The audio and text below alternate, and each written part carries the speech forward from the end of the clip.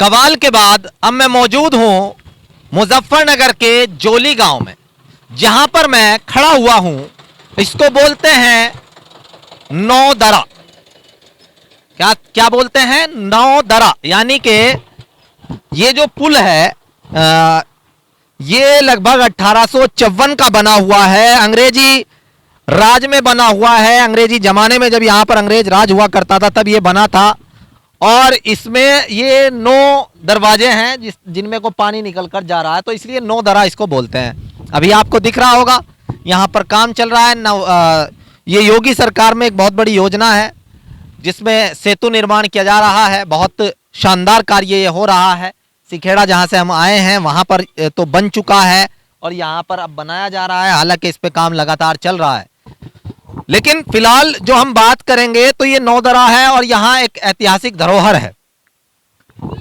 वो सामने जो आपको दिखाई दे रहा होगा ये जो नहर है और नौदरा है, ये आसपास के जितने पुल हैं उनका एक तरीके से केंद्र हुआ करता था।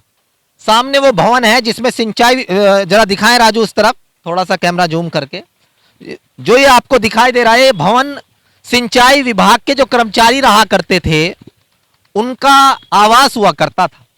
लेकिन अब फिलहाल वो कर्मचारी कौन है, कहां है, किस तरीके से सिस्टम बदला, हमें तो कभी दिखाई नहीं दिए। इससे पहले एक परिवार रहा करता था, शायद वो अवैध रूप से रह रहा होगा नौकरी के बाद या क्या वजह रही, वो अब मेरठ में जाकर के रहने लगा है। उसके बाद यहाँ कोई तार बाबू नाम के व्यक्ति रहते हैं और उन्हीं का ये पूरा है जहां पर वो अपने पशु वगैरह पाल करके वो नौकरी करते रहते हैं। उनका कार्य जहां तक मैंने सुना है, ये जो उप शाखा है जो ये संबलेड़ा की तरफ जाती है, संबलेड़ा एक प्राचीन जगह है जहां शिव मंदिर भी है, तो यहां से एक उप शाखा कटती है इस नहर की जो मीरापुर की तरफ जाती है, संबलेड़ा की तरफ जाती है। और ये जो सिर्स रेगुलेटर है, यहां से अगर इस नहर का पानी रोकना हो तो इसको बंद कर दिया जाता है। तार बाबू का काम है उसको बंद करना।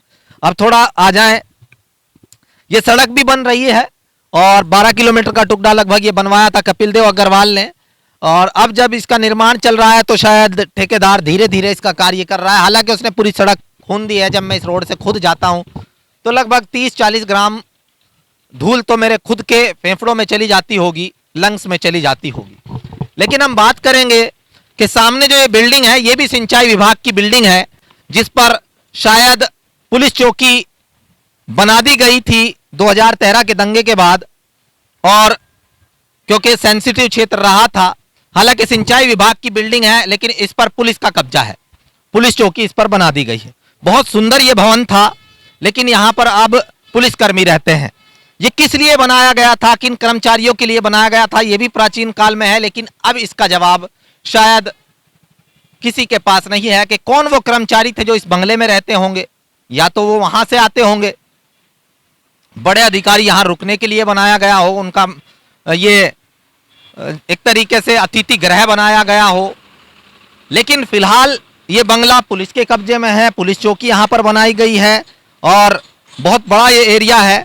इस तरफ की अगर हम बात करें तो ये खतौली की तरफ गंगनहर वाला रास्ता है, और इस तरफ की अगर हम बात करें तो प्राचीन और देवों की नगरी हरिद्वार में ये रास्ता जाता है। और यहां पर जब कावड़ चलती है तो बड़ी रौनक रहती है, यहां को कावड़िए गुजरते हैं। तो यहां पर अगर हम बात करें तो ये जगह, इस पर ना तो सिंचाई विभाग का ध्यान है ना ही वन विभाग का। जैसा मैंने बताया कि यहां पर पुलिस चौकी बना दी गई है, यहां पर पुलिस के जो कर्मचारी गण हैं वो रहते हैं, सिंचाई विभाग का यहां से अब कोई मतलब नहीं है, और वो उसमें तार बाबू रहते हैं। और उसके अलावा जो ये एरिया है अगर चाहे तो इसको सुंदर बनाया जा सकता है। तो मैं बात कर रहा था कि सिंचाई विभाग और वन विभाग ये दो ऐसे विभाग हैं जिनमें क्या चल रहा है किसी को कुछ पता नहीं है। ये भवन क्यों यहां पुलिस रहती है या ये खाली क्यों है, कर्मचारी कौन कौन होने चाहिए, इसका किसी के पास कोई जवाब नहीं है। अगर आपके पास हो तो इस वीडियो को देखने के बाद मेरे कमेंट्स में लिखें, मुझे कॉल करें और थोड़ा सा बताएं।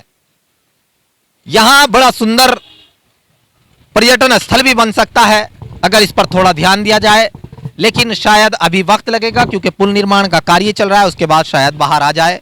लेकिन ये भवन जो सिंचाई विभाग का था इसमें पुलिस चौकी बनी हुई है, अभी तक नई पुलिस चौकी क्यों नहीं बनी है, उसमें सिर्फ और सिर्फ तार बाबू क्यों रहते हैं, ये यहाँ से बदहाल अवस्था क्यों है, इन सब का जवाब किसी के पास नहीं है। मेरा मकसद कोई सवाल खड़ा करना नहीं है, समस्याओं को दिखाना है, वो मैं आपको दिखा रहा हूं। अब आपका काम है कि इसको आगे बढ़ाएं, लगातार इसी तरीके से प्रेम देते रहें।